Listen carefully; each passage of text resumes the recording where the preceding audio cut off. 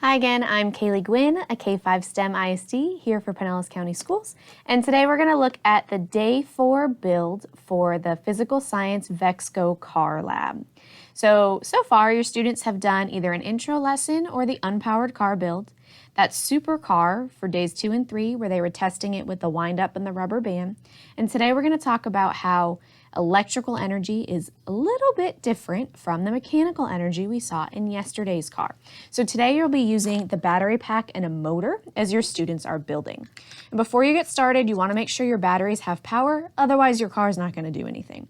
And a quick way to do that is to grab your battery pack out of the kits, and you can have the students do this.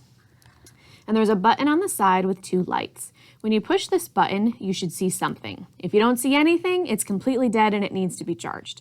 However, if you see 1 light like this, that means your battery's between 50 and 75% charged, and it'll totally make it through today's lesson.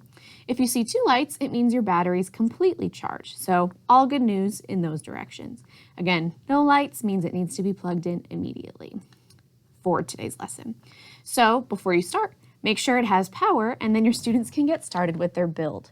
Today they'll be using the motorized car build instructions, which is similar to the builds they've already done, but instead of a wind-up crank in the middle, it'll have a motor instead, creating that energy to cause motion.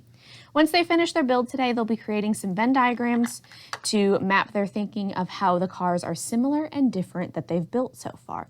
So really just using today's build as a comparison and to do a little bit of testing, but not as full out as we did in day 3. Make sure your students have access to those build instructions.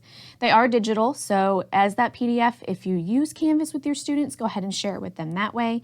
You could link it and share it on your Teacher Clever page, or our fabulous 5th grade science ISD Alicia created some VEX Go Nearpods that you can have your students access as well that have those build instructions built in right for you. So whatever's easiest for your students to access on their device using either the devices in your science lab or the one-to-one devices that your 5th graders have available to them. Once you have all your materials, your kits ready to go ahead and get started.